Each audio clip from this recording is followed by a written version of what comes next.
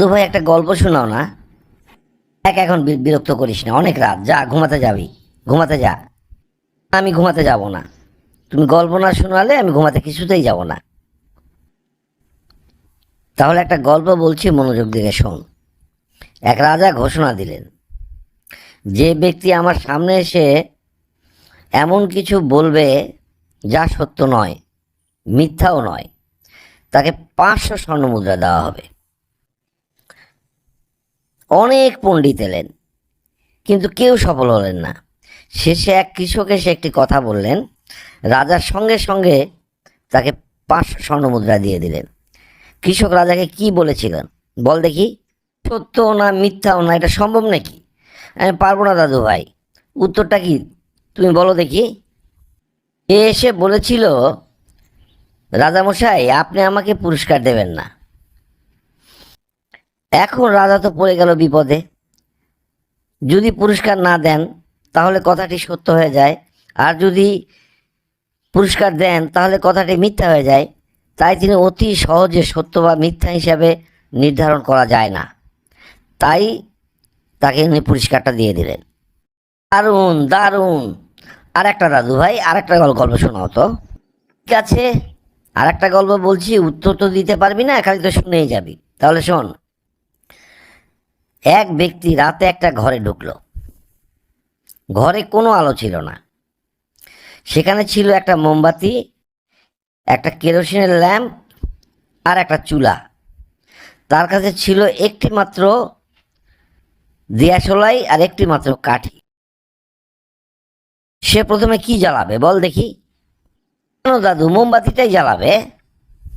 গল্প শুনে এই বুঝলি তোর মাথায় কিচ্ছু নেই। তাহলে শোন, ও প্রথমে দিয়াশলাইটাই জ্বালাবে। কারণ দিয়াশলাই যদি না জ্বালায় তাহলে মোমবাতি, ল্যাম্প, চুলা কোনোটাই জ্বালানো সম্ভব নয়। তাই উত্তরটা হবে দিয়াশলাই। এখন ঘুমাতে যা, অনেক রাত হয়ে গিয়েছে। এখন গিয়ে ঘুমাবি, সকালে আবার উঠতে হবে। দাদু ভাই, তোমার গল্প শুনতে খুবই ভালো লাগছে, তাহলে আর একটা গল্প শোনাও, তাহলেই চলে যাব, গিয়ে ঘুমাবো। ও- কোনো উত্তরই তো দিতে পারিস না, কি আর তোকে শোনাবো। ঠিক আছে, আর একটা গল্প শোনাচ্ছি, তাহলে শোন মনোযোগ দিয়ে। একদিন একজন লোক পুলিশের কাছে গিয়ে বলল, আমার বাড়ি চুরি হয়েছে। পুলিশ জিজ্ঞাসা করলো, চোর কখন এসেছিল? লোকটি বলল, গত রাতে।